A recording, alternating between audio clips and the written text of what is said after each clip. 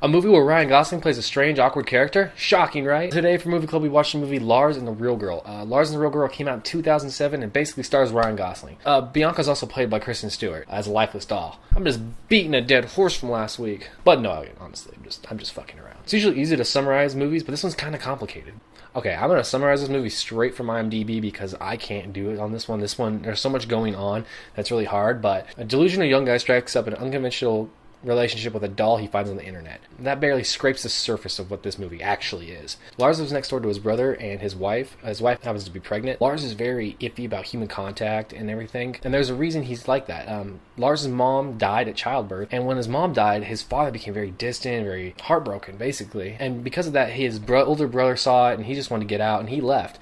So Lars was there by himself with his heartbroken dad, and he really shies away from human contact because of it. I mean, that's kind of the reason why he doesn't want to go over and see his brother all the time, because his wife's pregnant and it scares him. And he even mentions later on how scared he is for her. So one day when Lars is at work, he actually is talking to his coworker, and his coworker's talking about sex dolls, or love dolls, as they call it in the movie. It's a fuck doll, honestly. But he's talking to him about these dolls, and you don't know it until a little bit later on, but Lars actually gets one of these dolls, and not for the reason you think. He gets one of them just for companionship. He just wants somebody to be there, and he's so excited. He brings him over to his brother's house and introduces her and makes up a whole backstory about her, or there's a pre-backstory about her already. His brother and his wife are very worried about him, and they take him to a doctor to check up on Bianca, which is his doll.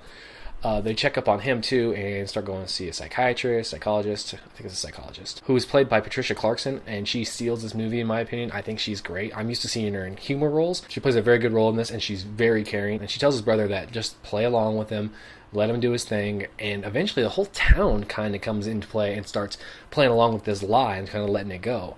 I found that part really hard to believe that everybody would do that, but maybe they just really cared about him or cared about the family that they let that happen. Bianca, the sex doll, she has a job modeling clothes. She goes and reads to kids and stuff.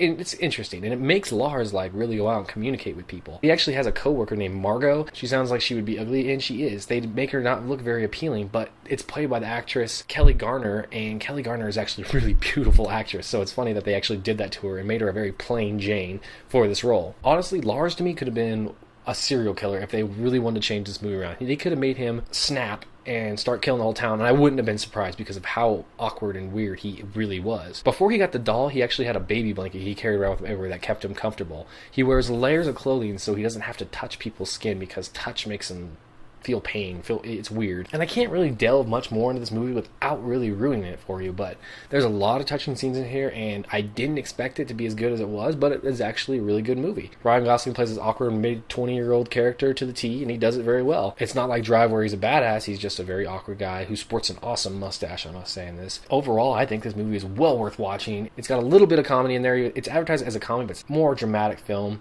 about this man's coming-of-age tale of becoming a man, which you will see in the movie. He talks to his brother about that in the movie. Now, I would recommend this movie to my friends. I actually liked it. It was a surprise that I've heard of it, but I just never really got around to watching it. So I'm really glad we actually watched it for Movie Club.